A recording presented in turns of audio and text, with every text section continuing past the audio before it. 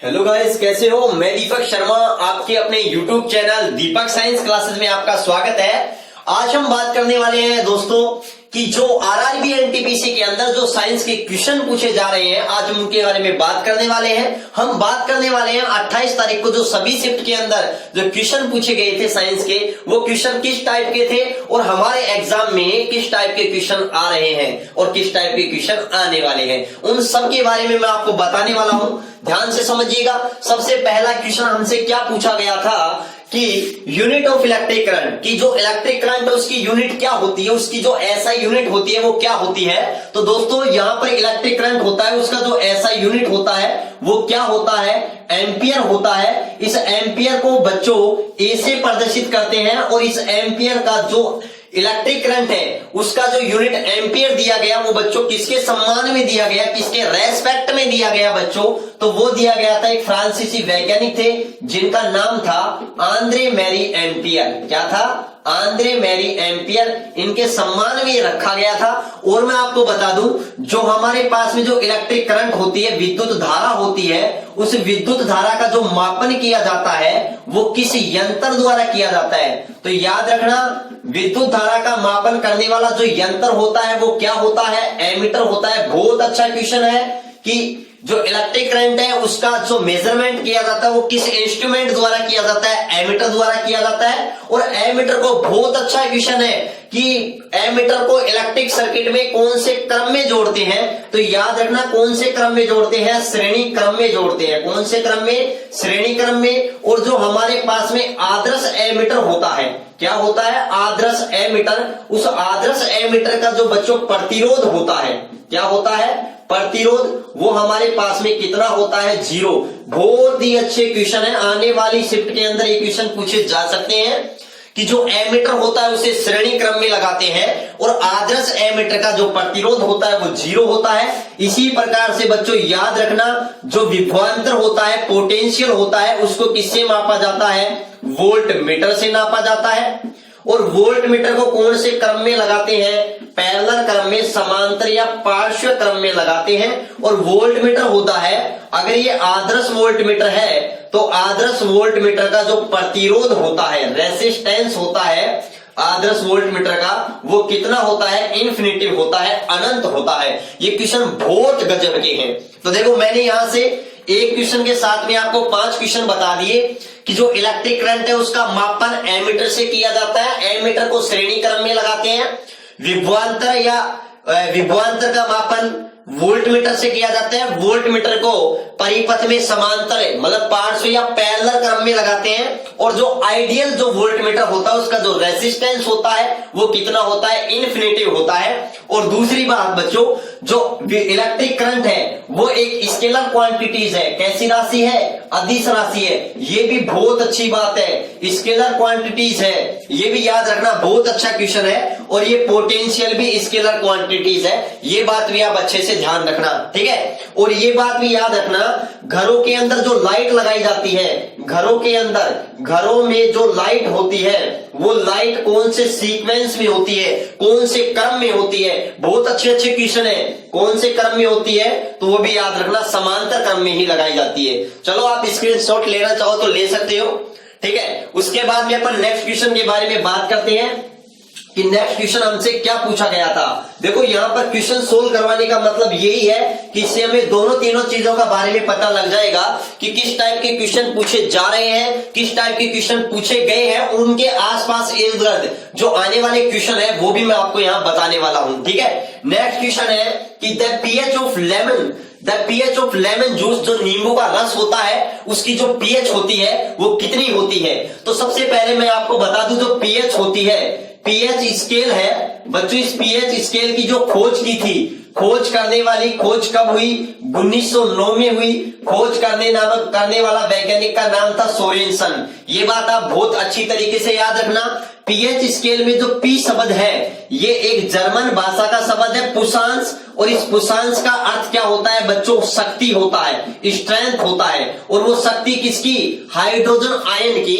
तो याद रखना, जो पीएच होता है वो किसी विलयन में क्या नापता है? हाइड्रोजन आयन की शक्ति को नापता है। किसको नापता है? हाइड्रोजन आयन की शक्ति कहूं या मैं कहूं सामर्थ्य कहूं, स्ट्रेंथ कहूं, मैं क्या कहूं? स्ट्रेंथ। या फिर मैं इसको ऐसे भी कह सकता हूं कि ये क्या नापता है? हाइड्रोजन आयन की संख्या नापता है। ठीक है ना, कि कम है या ज्यादा है, उसके बेसिस पर हमें पीएच कैलकुलेट करके बताता है। ठीक है ना, तो याद रखना बच्चों, जो लेमन जूस है ना उसकी पीएच, इसका तो आंसर हो जाएगा हमारे पास में क्या हो जाएगा? एमीटर हो जाएगा। और जो लेमन जूस है उसकी पीएच बच्चों कितनी होती है? 2.5 होती है। ये बात आप अच्छे से याद रखना। तो याद रखना, जो लेमन जूस है, नींबू का रस है, नींबू का रस, उसकी पीएच कितनी होती है? 2.5 होती है। ठीक है ना, इसी प्रकार से हमें और भी क्वेश्चन पूछे जा सकते हैं कि जो ताजा दूध होता है, ताजा जो दूध होता है, मिल्क होता है, उसकी पीएच कितनी होती है बच्चों?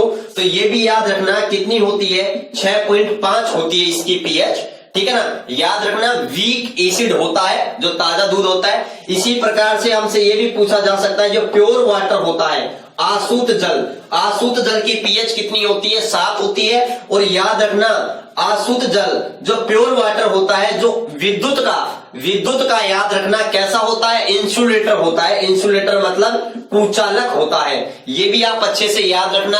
और अगर मैं बात बताऊं आपको और क्वेश्चन बताऊं तो ये याद रखना, जो सिरका होती है, जो सिरका, ठीक है ना, विनेगर, याद रखना सिरका की जो पीएच होती है वो लगभग कितनी होती है? 4 होती है। सिरका के अंदर कौन सा एसिड पाया जाता है? तो ये भी याद रखना कौन सा एसिड पाया जाता है? तो याद रखना बच्चों एसिटिक अम्ल पाया जाता है। एसिटिक अम्ल पाया जाता है किसमें? सिरका में पाया जाता है। और बहुत अच्छा क्वेश्चन है, लाल चींटियों के डंक में या नेटल के डंक में फॉर्मिक अम्ल पाया जाता है। एसिटिक अम्ल का सूत्र क्या होता है? CH3COOH होता है। इसी प्रकार से अगर मैं लाल चींटी के डंक की बात करूं, लाल चींटी का डंक, उसके अंदर कौन सा अम्ल पाया जाता है? फॉर्मिक अम्ल पाया जाता है, फॉर्मिक अम्ल। और बच्चों फॉर्मिक अम्ल का सूत्र होता है HCOOH। ठीक है ना, ये बात याद रखना।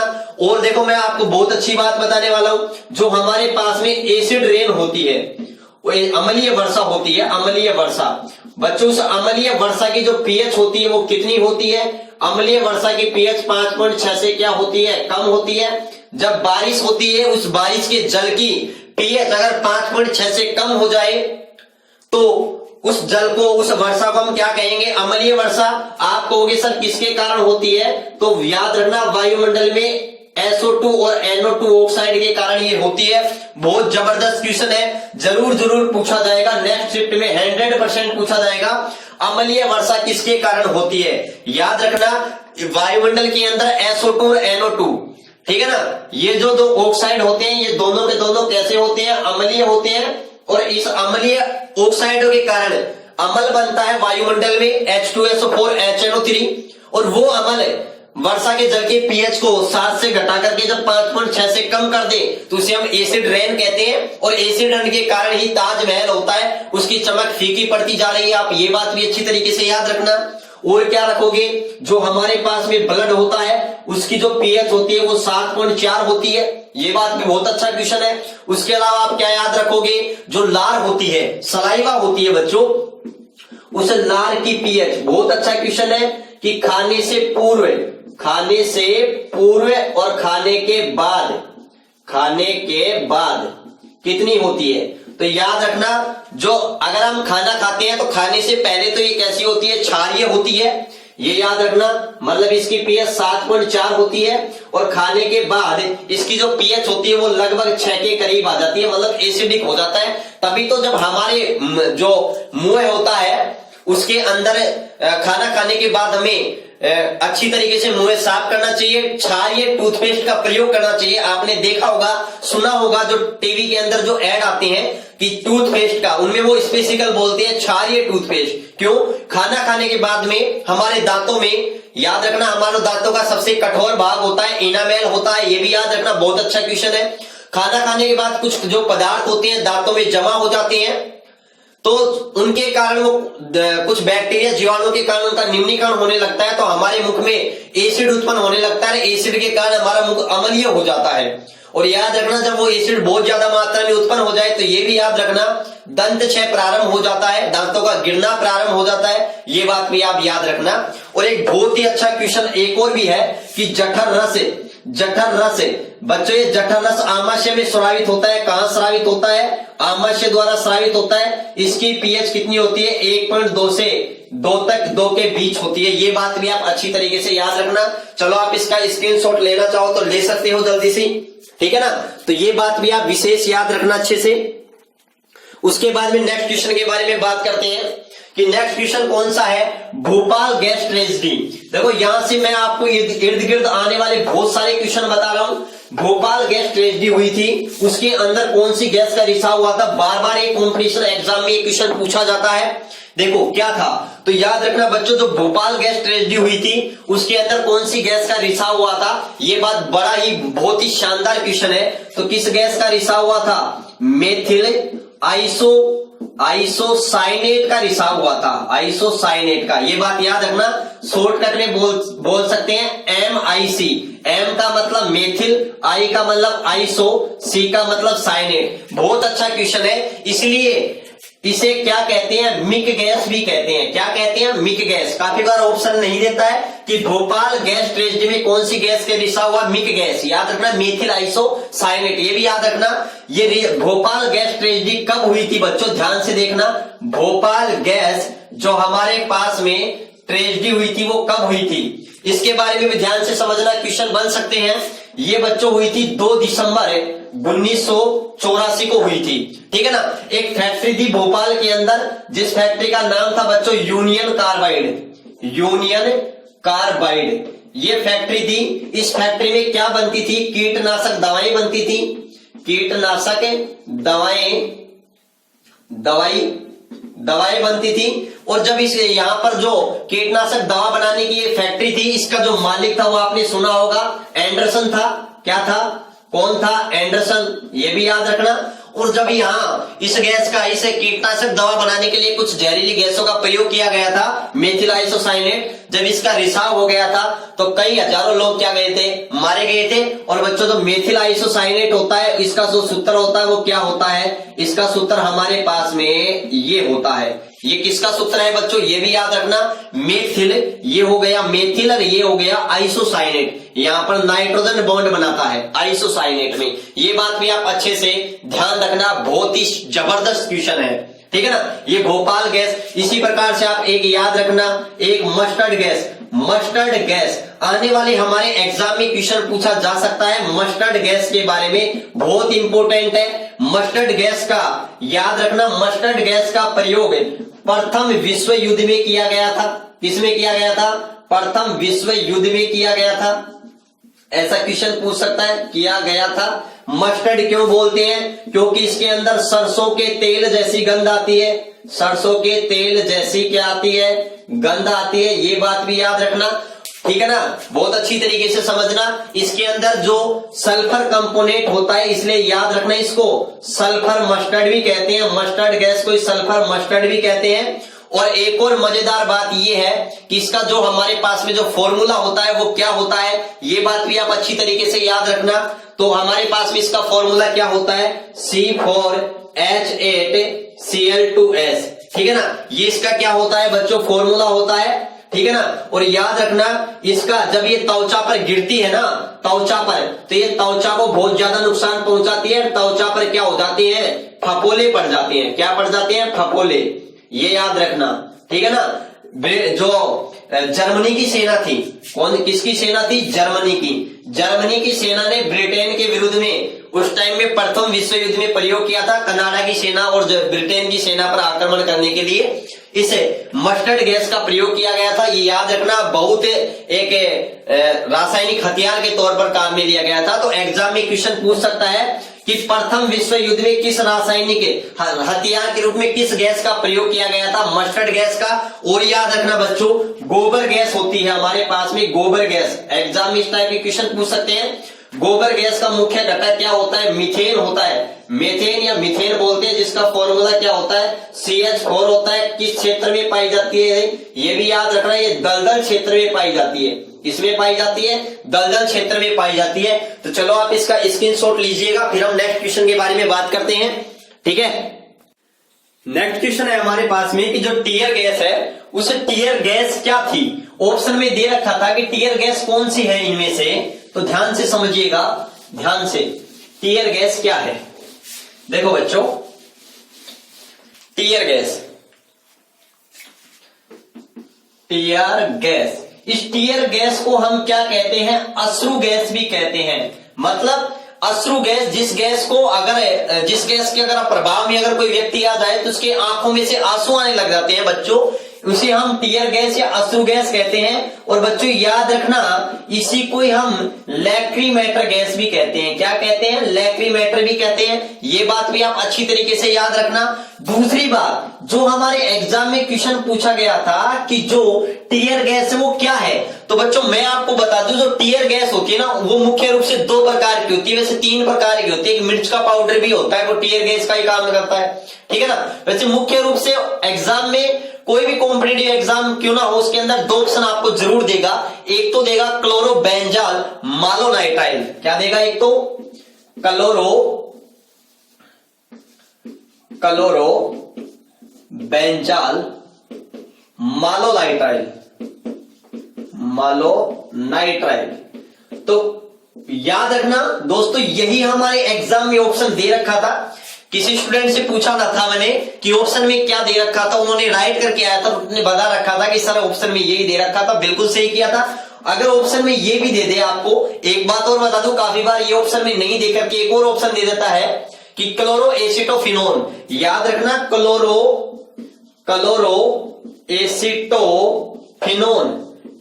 एसिटोफिनोन भी बच्चों क्या होता है? अश्रु गैस ही होती है। ये बात अच्छे से याद रखना। इसका जो प्रयोग किया जाता है वो कहां किया जाता है?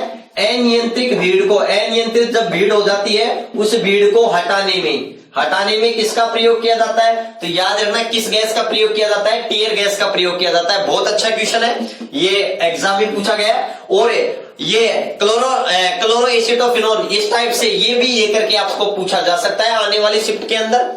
तो उसके बाद में हम नेक्स्ट क्वेश्चन के बारे में बात करते हैं, फादर ऑफ एटॉमिक थ्योरी। बच्चों वीडियो अगर ये पसंद आया है ना, तो ज्यादा से ज्यादा आप शेयर कीजिएगा। मैं अपने व्हाट्सएप नंबर दे रहा हूं आपको, मैं अपने व्हाट्सएप नंबर दे रहा हूं। यहां पर आप मेरे से जो भी शिफ्ट के अंदर जो आपको जैसे भी साइंस के क्वेश्चन के बारे में पता चले, आप तुरंत इस पर व्हाट्सएप कीजिए। मैं आपको बिल्कुल एक्सप्लेन के साथ में आपको बिल्कुल आंसर बताते हुए और भी उसके इर्द गिर्द बनने वाले क्वेश्चनों के बारे में मैं आपको बताऊंगा। ठीक है बच्चों, तो ज्यादा से ज्यादा वीडियो को शेयर करें। ठीक है ना, मैं इतनी आप लोगों के लिए ये मेहनत कर रहा हूं और मुझे जल्दी से बताएं। ठीक है ना, इन क्वेश्चनों के बारे में तुरंत व्हाट्सएप करें। बच्चों फादर ऑफ एटॉमिक थ्योरी मैंने डिस्क्रिप्शन में लिंक दे भी रखा है। मैंने एटॉमिक स्ट्रक्चर वाली यूनिट कंप्लीटली पढ़ाई है और उसमें से कहीं बाहर से क्वेश्चन नहीं जा रहे और एटम में से प्रत्येक शिफ्ट में एक क्वेश्चन जरूर पूछा जा रहा है। कभी पूछता है डिस्कवरी ऑफ इलेक्ट्रॉन, कभी पूछता है डिस्कवरी ऑफ प्रोटॉन। ठीक है ना, वो मैं बताऊंगा आगे आने वाले वीडियो के अंदर आपको। ठीक है, तो ध्यान से देखिएगा। अब हमारे पास में क्वेश्चन है कि फादर ऑफ एटॉमिक थ्योरी। ध्यान से समझना कि सबसे पहले अगर मैं बताऊं एटम के बारे में, जिसे हम क्या कहते हैं? परमाणु कहते हैं। बच्चों याद रखना, एटम के बारे में सर्वप्रथम किसने बताया था? सर्वप्रथम याद रखना, सर्वप्रथम भारतीय दार्शनिक थे जिनका नाम था महर्षि कनाड। महर्षि कनाड ने बताया। कब बताया? ईसा के जन्म के लगभग 600 ईसा पूर्व बताया। 600 ईसा पूर्व सबसे पहले एटम के बारे में भारतीय दार्शनिक महर्षि कनाड ने बताया था। 600 ईसा पूर्व क्या बताया था? अगर कोई पदार्थ है उसका लगातार हम विभाजन करते जाएं तो अंत में जाकर के फाइनली हमें एक ऐसा पार्टिकल प्राप्त होगा, एक ऐसा सूक्ष्म पार्टिकल प्राप्त होगा जिसको हम आगे और विभाजित नहीं कर सकते। मतलब उस नॉन डिविजिबल पार्टिकल को ही महर्षि कनाड ने क्या कहा था?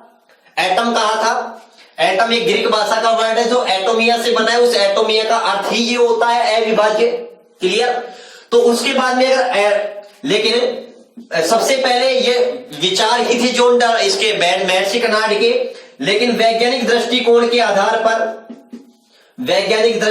के आधार पर सबसे पहले परमाणु के बारे में किसने बताया था बच्चों? याद रखना, जॉन डाल्टन ने। किसने बताया था? जॉन डाल्टन ने। कब बताया था? सन 1808 में जॉन डाल्टन ने अपनी एटॉमिक थ्योरी दी थी। जॉन डाल्टन ही पहले वैज्ञानिक थे जिन्होंने एटम के बारे में, हालांकि एटम के बारे में सर्वप्रथम महर्षि कर्नाड ने बताया था। अगर सर्वप्रथम बताया, ये क्वेश्चन बहुत अच्छा क्वेश्चन है, ये पूछा जा सकता है, सर्वप्रथम किसने बताया? महर्षि कर्नाड ने। लेकिन उसके बाद में जॉन डाल्टन ने बताया था वैज्ञानिक दृष्टिकोण के आधार पर और अपनी एटॉमिक थ्योरी दी थी। इसलिए जॉन डाल्टन को ही क्या कहा जाता है? Father of atomic theory. क्या कहा जाता है? फादर ऑफ एटॉमिक थ्योरी कहा जाता है। मतलब इसका पिता किसे कहा जाता है? परमाणु का जनक किसे कहा जाता है? जॉन डाल्टन को ही कहा जाता है। ये बात याद रखना बच्चों। मैं परमाणु के बारे में अगर आपको और बात बताऊं तो परमाणु होते हैं, उसके 3 मूल कण होते हैं। परमाणु के कितने मूल कण होते हैं? जो हमारे पास में एटम है, उस एटम के 3 फंडामेंटल पार्टिकल है। उसके लिए मैं आपको एक ट्रिक बता रहा हूं। ट्रिक है हमारे पास में ईंट पग नाच। ईंट पग नाच। ई का मतलब है इलेक्ट्रॉन, टे का मतलब क्या है? थॉम्सन। याद रखना ये थॉम्सन और थॉम्सन एक ही आदमी है। बहुत अच्छा क्वेश्चन है। पे का मतलब क्या है? प्रोटॉन। और गे का मतलब क्या है? गोल्डस्टीन। क्या है? गोल्डस्टीन। ने का मतलब क्या है? न्यूट्रॉन। और चे का मतलब क्या है? याद रखना चे का मतलब क्या है? चैडविक। तो याद रखना इलेक्ट्रॉन की खोज करने वाला थॉम्सन या थॉम्सन एक ही बंदा है। इसने खोज की थी 1897 में। प्रोटॉन की खोज गोल्डस्टीन ने कर दी थी 1886 के अंदर ही, लेकिन पता नहीं चला था कि ये प्रोटॉन ही है। ठीक है, इसलिए डेट कहीं मेंशन नहीं की जाती। न्यूट्रॉन की खोज किसने की थी? जेम्स चैडविक ने। कब की थी? 1932 में की थी। ध्यान से समझिए, परमाणु के 3 मूल कण होते हैं। अब इनके बारे में और ध्यान से समझिए कि कहां होते हैं, कहां नहीं होते हैं, और अच्छे से समझिएगा क्योंकि इन पर बहुत क्वेश्चन पूछे जा रहे हैं। नहीं, मैंने डिस्क्रिप्शन में वीडियो लिंक दे रखा है एटम के बारे में, वहां से आप अच्छी तरीके से देख सकते हो। देखो यहाँ पर ये हमारे पास में कोई एटम है। इस एटम का जो केंद्रित भाग होता है उसे हम क्या कहते हैं? न्यूक्लियस कहते हैं। ये हमारा क्वेश्चन आया भी था कि डिस्कवरी ऑफ न्यूक्लियस। न्यूक्लियस की डिस्कवरी किसने की? न्यूक्लियस के चारों ओर कौन चक्कर लगाते हैं? इलेक्ट्रॉन। तो याद रखना सबसे पहले बच्चों, ये हमारे पास में क्या है? परमाणु है। तो परमाणु का जो साइज होता है, आकार होता है, वो कितना होता है? ये बात याद रखना। परमाणु का आकार 10⁻⁻10 मीटर होता है, जिसे हम क्या कहते हैं? 1 एंगस्ट्रोम भी कहते हैं। 1 एंगस्ट्रोम का मतलब 10⁻10 मीटर ही होती है। 10⁻10 मीटर अगर सेंटीमीटर में चेंज करें तो 10⁻- क्या हो जाएगा? 8 सेंटीमीटर हो जाएगा। ठीक है ना। याद रखना परमाणु कैसा होता है? उदासीन होता है। और परमाणु उदासीन होता है, यह बात सर्वप्रथम किसने बताई?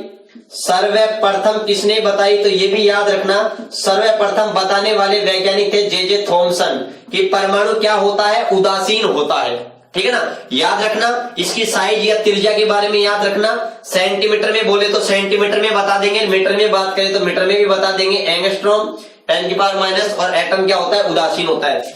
उसके बाद में जो एटम होता है, उसके जो सेंटर पार्ट होता है उसे अपन क्या कहते हैं बच्चों? नाभिक कहते हैं। याद रखना जो नाभिक होता है, उस नाभिक की जो खोज की थी, खोज करने वाले जो वैज्ञानिक थे, नाभिक की जो खोज की थी, तो खोज किसने की थी बच्चों? रदरफोर्ड ने की थी। किसने की थी? रदरफोर्ड ने। रदरफोर्ड ने इसके लिए एक प्रयोग किया था जिसका नाम था एल्फा कण प्रकीर्णन प्रयोग। एल्फा कण प्रकीर्णन प्रयोग। इस प्रयोग में रदरफोर्ड ने किसकी पन्नी काम में ली थी? सोने की पन्नी काम में ली थी। सोने की पन्नी काम में ली। और बच्चों सोने की पन्नी पर किसकी बौछार कराई? एल्फा कण की। याद रखना एल्फा कण क्या है? हीलियम के नाभिक है। क्या है? हीलियम के नाभिक He2 पॉजिटिव। याद रखना एल्फा कण पर आवेश 2 पॉजिटिव होता है, प्लस का 2 देखो नाभिक है। 2 परमाणु क्रमांक है, इसका मतलब 2 ही प्रोटॉन है, 2 ही इलेक्ट्रॉन। अगर दोनों इलेक्ट्रॉन को बाहर निकाल देंगे तो दोनों पॉजिटिव आ जाएगा, डबल पॉजिटिव। एल्फा कण पर आवेश कितना होता है? प्लस का 2 इकाई, द्रव्यमान 4, प्रोटॉन का 4 गुना। याद रखना बच्चों नाभिक, नाभिक में 2 नाभिक के जो अवयव है वो कौन कौन से होते हैं? प्रोटॉन और न्यूट्रॉन। प्रोटॉन और न्यूट्रॉन को सम्मिलित रूप से क्या कहा जाता है? न्यूक्लियॉन। क्या कहा जाता है? न्यूक्लियॉन कहा जाता है। ये बात याद रखना, न्यूक्लियॉन कहा जाता है। और याद रखना इनमें से जो न्यूट्रॉन है वो न्यूट्रॉन तो क्या है, न्यूट्रॉन पर जो आवेश है वो कितना होता है? 0। न्यूट्रॉन पर आवेश कितना होता है? 0 होता है। जबकि प्रोटॉन पर पॉजिटिव चार्ज होता है। तो जो नाभिक है, नाभिक पर जो आवेश होगा, नाभिक पर जो आवेश होगा वो कैसा होगा? पॉजिटिव। और ये पॉजिटिव किसके कारण होगा? प्रोटॉन के कारण होगा, क्योंकि न्यूट्रॉन पर तो आवेश क्या है? 0 है। ये बात याद रखना। यहां पर अगर बात की जाए इलेक्ट्रॉन की, तो बच्चों याद रखना ये ई से क्या है? हमारे पास में इलेक्ट्रॉन है।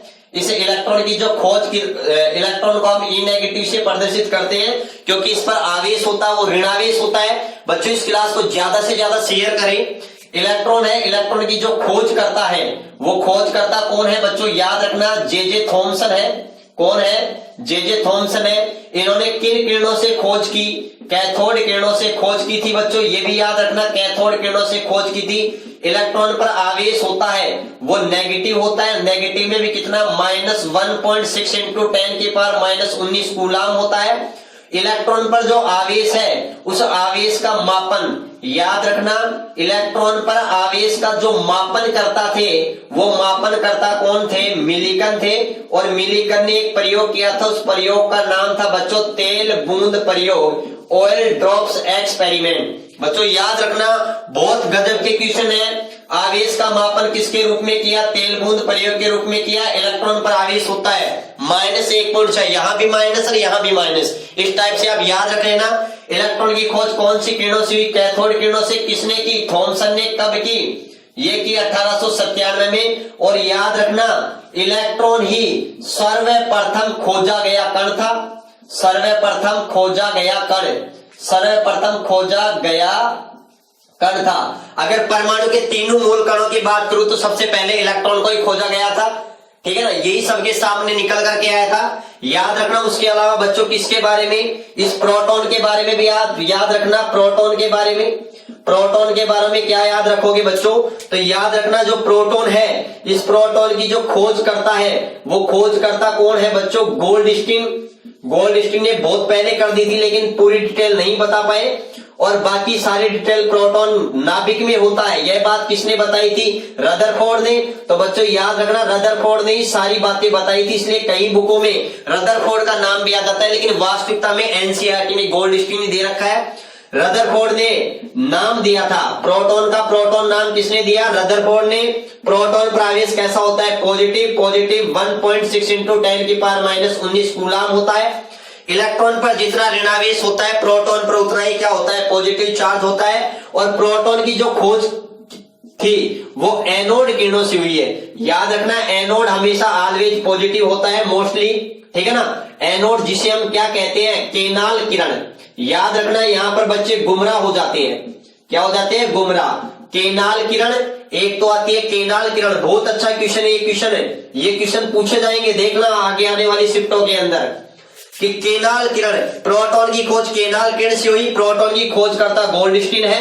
इलेक्ट्रॉन की खोज कैथोड किरण से ही खोज करता जे थॉमसन है। और बच्चों न्यूट्रॉन, अगर मैं यहाँ पर न्यूट्रॉन की बात करूं तो न्यूट्रॉन की खोज करता कौन है? याद रखना न्यूट्रॉन की खोज करता कौन है हमारे पास में? James Chadwick. जेम्स चैडविक ने न्यूट्रॉन की खोज की 1932 में। बहुत अच्छा क्वेश्चन है। खोज में देरी का कारण क्या था? उदासीन प्रकृति। खोज में देरी का कारण क्या था? उदासीन प्रकृति। आप ये बात अच्छे से ध्यान रखना। चलो आप इसका स्क्रीनशॉट लीजिए पहले। ठीक है, तो स्क्रीनशॉट ले लिया होगा आपने, इसका स्क्रीनशॉट ले लिया होगा। चलो अब बात करते हैं उसके बाद में अपन। तो नेक्स्ट क्वेश्चन आता है हमारे पास में कि यूज ऑफ D2O। D2O होता है बच्चों जिसे हम हैवी वाटर भी कहते हैं। इस हैवी वाटर का जो क्या यूज होता है उसके बारे में हमसे क्वेश्चन पूछा गया है। और बच्चों ये बहुत इंपॉर्टेंट क्वेश्चन था, इसलिए पूछा गया है क्योंकि बार बार बहुत सारे कॉम्पिटिटिव एग्जाम में क्वेश्चन पूछा जा चुका है। अब ध्यान से देखिएगा, ध्यान से देखिएगा। जो भारी जल होता है, जो हैवी वाटर होता है हमारे पास में, भारी जल होता है, हैवी वाटर होता है, उसका जो फॉर्मूला होता है वो D2 होता है। याद रखना ये जो हैवी वाटर होता है इसकी जो खोज करता है वो कौन है बच्चों? यूरे है। इसका जो अणुभार होता है वो कितना होता है? 20 होता है, ये भी याद रखना। जबकि जो साधारण जल होता है हमारे पास में, साधारण जल जिसका सूत्र H2O होता है, और इसका अणुभार कितना होता है बच्चों? साधारण जल का अणुभार होता है बच्चों 18, जबकि भारी जल का कितना होता है? 20 होता है। क्यों होता है? क्योंकि भारी जल के अंदर हमारे पास में क्या होती है? भारी हाइड्रोजन होती है। और याद रखना यहाँ पर ये भारी हाइड्रोजन कौन सी है? डी। बच्चों ये डी है ना, ये हाइड्रोजन का एक समस्थानिक है जिसे हम कहते हैं ड्यूट्रियम। क्या कहते हैं? ड्यूट्रियम। तो एग्जाम में क्वेश्चन पूछा जा सकता है आपको, बहुत अच्छा क्वेश्चन है कि भारी हाइड्रोजन कौन सी है? ड्यूटेरियम है। और बच्चे ड्यूटेरियम क्या होती है? H12।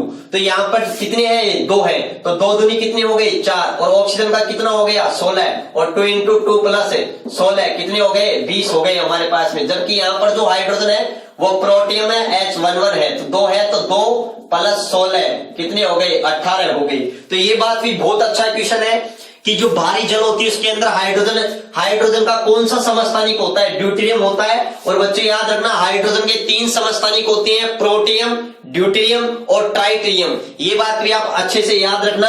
और समस्थानिकों की खोज किसने की है? सोडी नामक वैज्ञानिक ने खोज की है। और ये भारी जल हो गया हमारे पास में, भारी हाइड्रोजन हो गई। अब याद रखना इसका जो उपयोग किया जाता है वो किसमें किया जाता है? नाभिकीय विखंडन जो अभिक्रियाएं होती हैं, नाभिकीय रिएक्टर होती हैं, उसके अंदर न्यूट्रॉन मंदक के रूप में किया जाता है, न्यूट्रॉन मॉडरेटर के रूप में क्या किया जाता है बच्चों?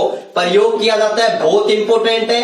दूसरा एक उपयोग है ट्रेसर तकनीकी में। किसमें किया जाता है? ट्रेसर तकनीकी में भी बच्चों इसका क्या किया जाता है? उपयोग किया जाता है। किसका? भारी जल का उपयोग किया जाता है। ये बात आप अच्छे से याद रखना, ठीक है ना? ये बात और अच्छे से याद रखना कि भारी जल का, ठीक है ना? और याद रखना भारी जल कहां बनता है? भारत में एक स्थान है महाराष्ट्र, और महाराष्ट्र के ट्रांबे नामक स्थान पर बनता है। बहुत अच्छा क्वेश्चन है, एग्जाम में आगे पूछा जा सकता है। ये भारी हाइड्रोजन हो गई। तो आज की ये मैंने जो क्वेश्चन सोल्व करवा दिए सारे, कि unit of electric current emitter होता है, पीएच ऑफ द लेमन 2.5 होती है, भोपाल गैस ट्रेजेडी क्या होती है? मिग गैस होती है, मेथिल आइसोसाइनाइड होता है, ठीक है ना? ये मैंने टीयर गैस भी मैंने बता दी कि टीयर गैस क्या होती है? क्लोरोबेंजाइन मोनोनाइट्राइल होती है, क्लोरो एसिटोफिनोन भी होती है। Father of atomic theory John Dalton है। डिस्कवरी ऑफ न्यूक्लियस कौन है? रदरफोर्ड है। अल्फा कण प्रकीर्णन प्रयोग से इन्होंने खोज की थी।